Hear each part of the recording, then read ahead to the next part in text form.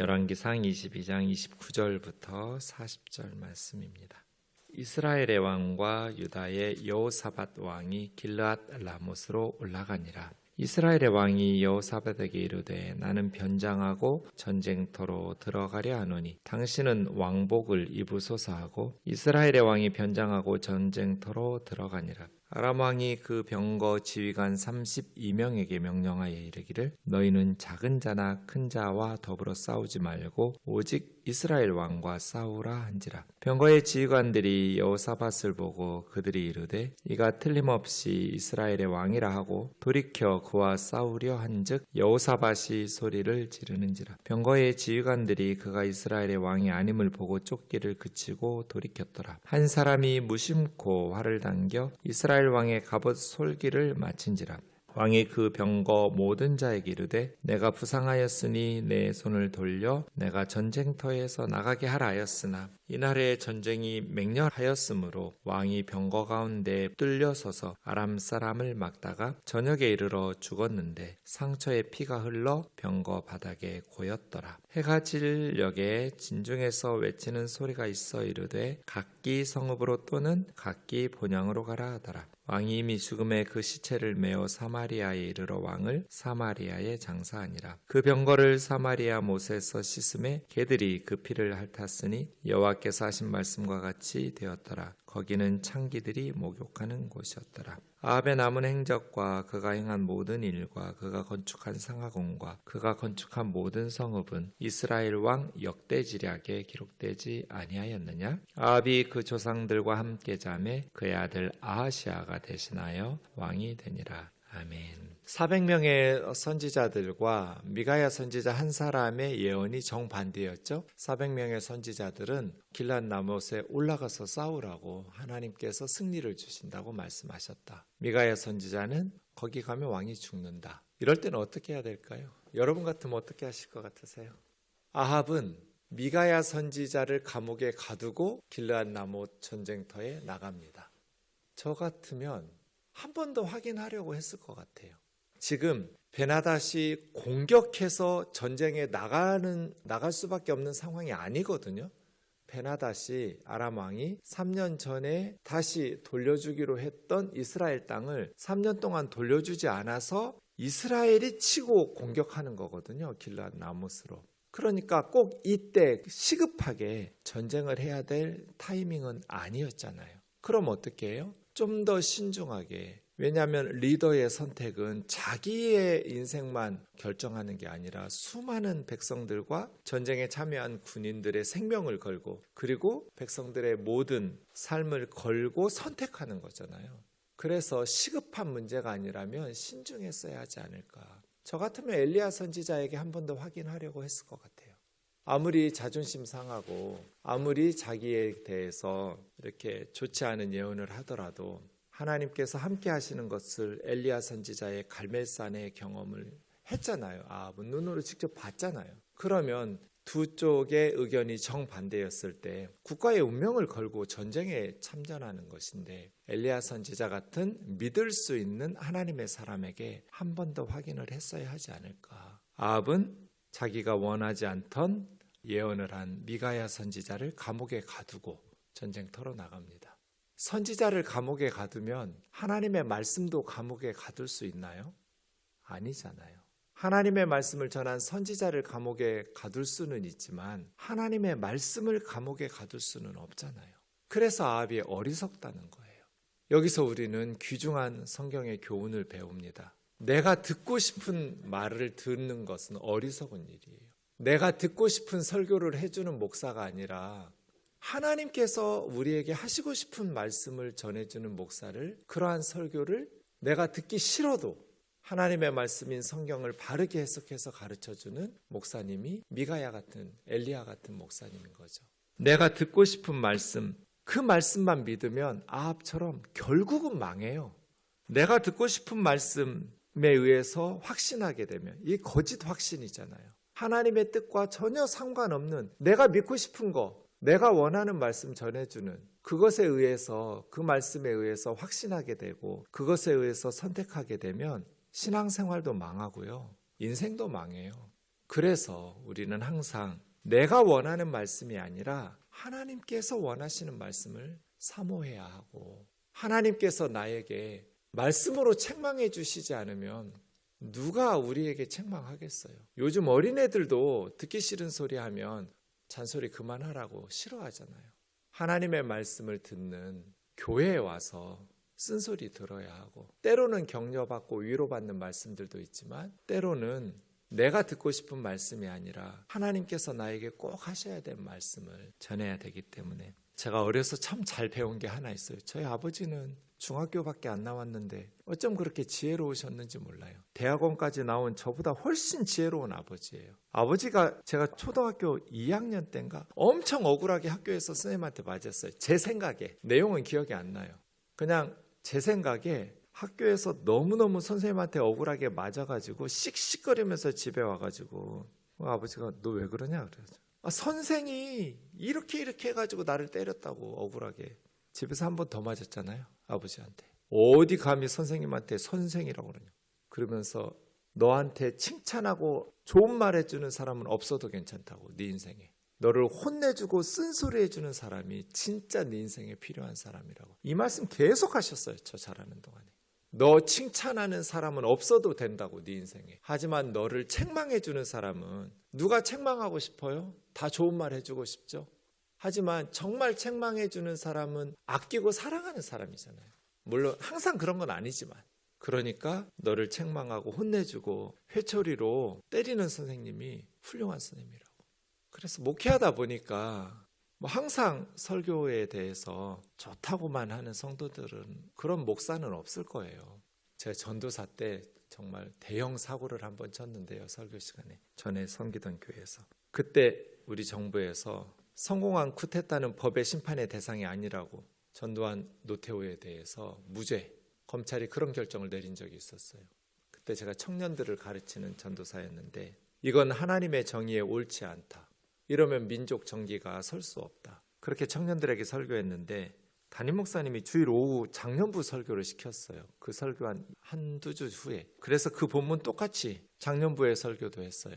성공한 쿠데타는 법의 심판의 대상이 아니면, 반역을 일으키고 쿠데타를 일으키면 잔인하게 성공하기 위해서 다 죽여야 되냐. 이것은 하나님의 법의 정의가 아니고 하나님의 뜻도 아니다. 재판을 열고 잘잘못을 따져서 잘한 건 잘했다고, 잘못한 건 잘못했다고 해야지. 그렇게 수많은 사람을 죽이고 그렇게 학살을 했는데, 성공한 쿠데타는 법의 심판의 대상도 아니라고 기소조차 안 해버리면 젊은이들이 뭘 보고 배우겠냐. 근데 교회에 대령으로 예편하신 장로님이 계셨어요. 그날 설교 후에 공개적으로 많은 분들 앞에서 한 번만 더 그렇게 설교하면 교회에서 쫓아낸다고 그러셨어요.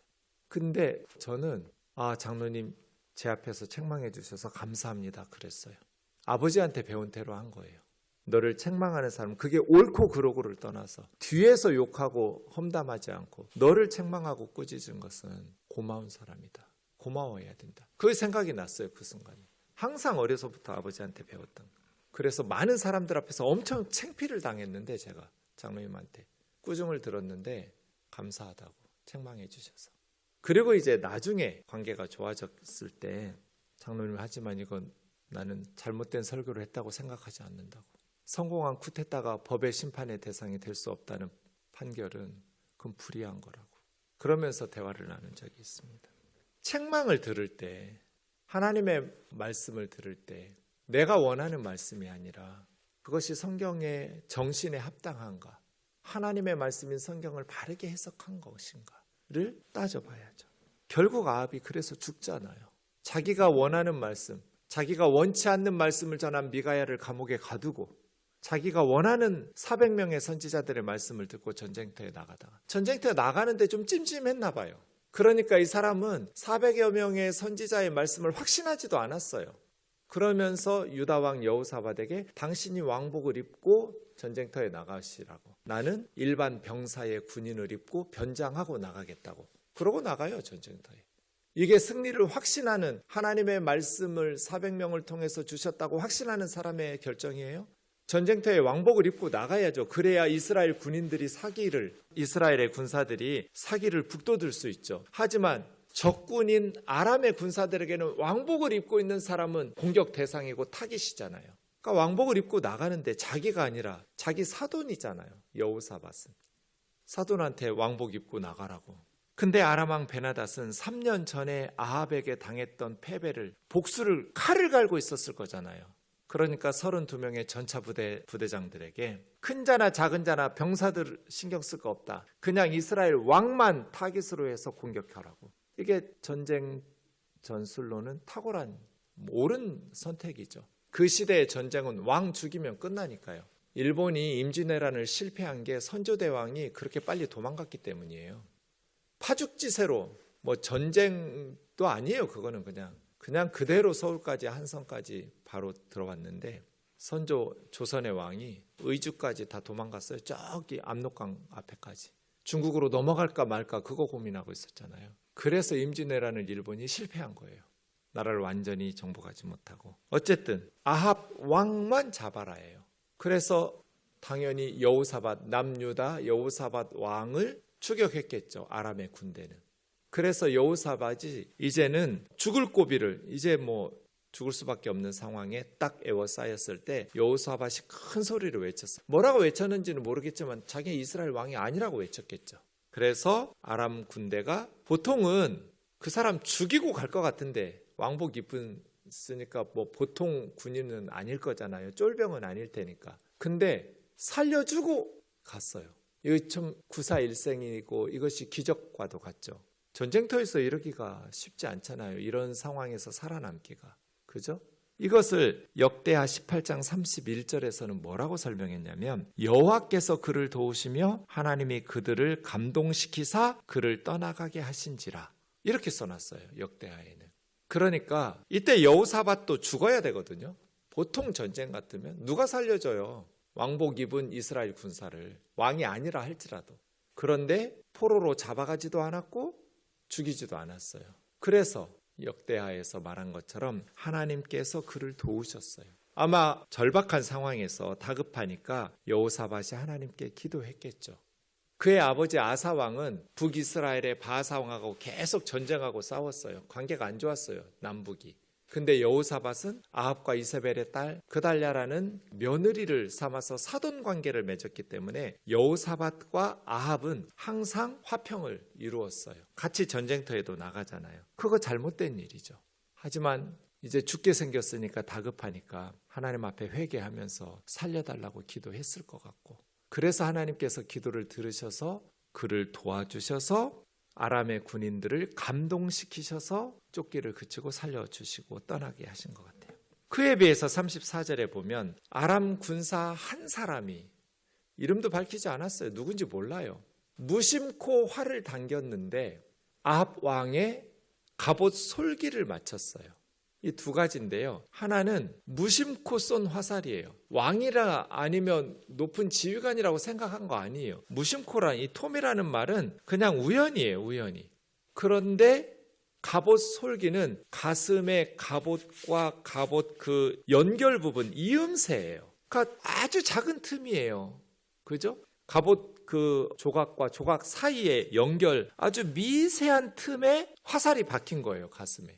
이러기도 쉽지 않잖아요. 아마 갑옷에 맞았으면 죽지 않았을 거예요. 그런데 그 틈새에 화살이 박혔어요.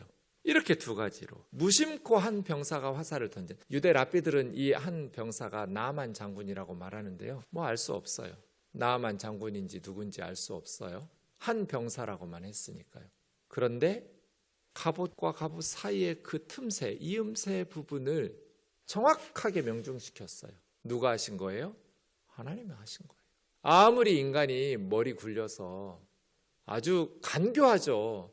자기 사도는 남쪽에 여호사밧은 왕복 입고 전쟁터에 나가라고 하고 자기는 변장해서 일반 군사처럼 이런 식으로 간교하게 교활하게 아무리 자기가 살려고 했지만 그것이 하나님 뜻이었어요.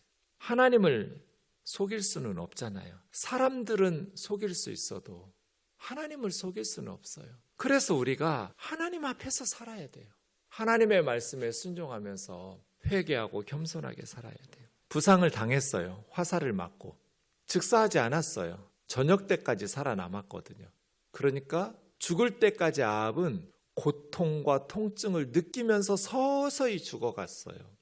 바로 죽지도 않았어요. 살 수 있을 거라고 생각해서 병거를 몰고 전쟁터에서 빠져나가자고 그랬는데 전쟁이 너무 격렬하고 치열했어요. 그래서 왕을 싣고 병거가 전쟁터에서 빠져나갈 수가 없었어요. 그래서 아합은 죽은 거예요. 아마 빨리 나와서 치료를 받았으면 생명을 살릴 수도 있었을지 모르는데 그렇게 전쟁터에서 빠져나가지 못해서 죽었어요. 35절 보면 병거 가운데 붙들려 서서 아람 사람 막다가 저녁에 이르러 죽었는데, 번역 좀 애매한데요. 용감히 싸우다가 전사한 것처럼 오해하면 안 돼요. 병거가 도망가지 못해서 죽은 거예요. 용감히 싸우다가 맹렬하게 전사한 게 아니에요. 왕이 있어야, 죽은 줄 몰라야 군사들의 사기가 떨어지지 않기 때문에 빠져나가고 도망 나가려고 했는데 그거 못해서 그냥 서서히 죽은 거예요. 제대로 치료받지를 못해서. 해가 진녘에 진중에서 왕이 죽었다는 소식이 전해지고 큰 소리가 외쳐서 성읍으로 각기 본향으로 돌아가라 해서 이스라엘 백성들은 뿔뿔이 흩어지고 전쟁에서 패잔병이 되어서 도망갔고, 아합 왕은 사마리아로 데려와서 장사를 지냈는데 병거와 이제 갑옷 같은 그 피를 연못에 씻었는데 21장 19절에서 엘리야 선지자가 성에서 죽으면 개들이 핥고 들에서 죽으면 새들이 시체를 핥을 거라는 그것처럼 그 아합의 피를 씻은 그것을 개들이 핥았더라, 연못을. 그런데 그 연못은 창기들이 몸을 씻는 곳이다. 창기라고 번역할 수도 있고요. 킹제임스 버전 같은 영어 성경이나 아람어로 번역한 구약의 탈굼 번역은 무기라고, 이 발음이 비슷하거든요. 창기하고 무기가. 그래서 무기를 씻는 연못 이렇게 번역하기도 합니다. 어쨌든 사마리아의 그런 곳에서 피를 씻고 사마리아에 장례되었다. 나머지 아합은 특별히 상하궁과 건축한 모든 성읍, 이스라엘의 20명의 왕 중에 성읍 건축에 가장 탁월했던 왕이 아합이에요. 아마 이 상하궁은 나봇의 포도원이 있었던 이스라엘 별궁, 겨울궁이었던 것 같고 화려하게 값비싼 상하로 지었고, 그만큼 아합 시대에는 22년 동안 풍요로웠고 또 형통한, 많은 경제적으로나 정치적으로나 안정되었던 시기였다는 것을 알 수 있습니다. 그러면 백성들을 잘 돌아볼 일이지 상하궁을 왜 지어요? 사치스럽고 호화롭게. 어리석은 별궁. 이러한 자세한 내용들, 건축한 성읍들이나 상하궁의 내용들은 이스라엘 왕 역대지략을 참고하라고 이야기하면서 마무리하고 있습니다. 아합이 죽고 나서 그의 아들 아하시아가 8번째 북이스라엘의 왕으로 등극하는데, 이 사람은 2년 만에 그냥 난간에서 떨어져서 바로 병으로 죽습니다. 그래서 그의 또 다른 아합의 아들 여호람이 통치하다가 죽게 됩니다. 하나님의 말씀 앞에서 우리가 정직하고 겸손하게 서야겠다는 생각을 늘 합니다. 하나님의 말씀 앞에서는 옷 매무새를 가다듬고 겸손하고 정직한 마음으로 하나님 말씀해 주세요. 제가 그 말씀을 듣겠습니다. 그런 순종하려는 마음을 가지고 하나님의 말씀 앞에 서서 우리를 하나님의 말씀에 맞춰서 변화시켜야 돼요. 하나님의 말씀을 내가 이용하는 것이 아니라, 한국의 그리스도인들 중에 저는 정치를 성경 위에 두는 분들이 많다고 생각해요. 자기의 정치적 진영에 따라서 성경을 해석하고 이용하고, 아무리 성경에서 말해도 들으려고 하지 않는 극우, 극좌, 이 사람들 문제라고 생각해요. 모든 것을 하나님의 말씀인 성경 아래 두어야죠. 그래서 나의 정치적 성향이나 나의 아니면 세상에서의 욕심이나 비전이나 열정이나 내가 원하는 그 모든 것들을 하나님의 말씀 앞에 내려놓고 말씀으로 나를 맞추어가고 말씀에 따라서 순종하면서 살아가는, 내가 가지고 있는 편견, 내가 가지고 있는 생각, 이론, 철학, 학문, 지식, 경험, 모든 것들을 하나님 말씀 앞에 겸손히 내려놓고 하나님이 말씀하시는 대로 순종하면서 따라가는 저와 여러분 되기를 주의 이름으로 축원합니다. 기도하겠습니다. 사랑하는 하나님 아버지, 하나님께서 우리에게 말씀하실 때 정직하고 겸손하게 깨달아 순종할 수 있도록 가르쳐 주시고 또 인도해 주옵소서. 어리석은 아합처럼 원하지 않는 말씀을 전하는 선지자는 버리고 감옥에 가두고 자기가 원하는 선지자들의 말을 믿고 나갔다가 인간적으로 온갖 머리를 굴려서 변장하고 나갔지만 무심코 쏜 화살에 이음새에 맞아서 죽을 때까지 고통을 느끼며 서서히 전쟁터에서 죽어간 그의 계획과 원하는 것대로 아무것도 되지 않은, 결국 하나님께서 엘리야 선지자 통해서 말씀하시고 미가야 선지자 통해서 말씀하신 대로 죽어가는 그러한 말씀을 묵상할 때 오늘 우리가 어떻게 신앙생활하면서 살아야 할지를 가르쳐 주시고, 내 생각이 말씀으로 날마다 변화되고 나의 욕심이 날마다 말씀으로 제어되는 믿음의 삶 살아갈 수 있도록 인도하여 주옵소서. 예수님의 존귀하신 이름으로 기도하옵나이다.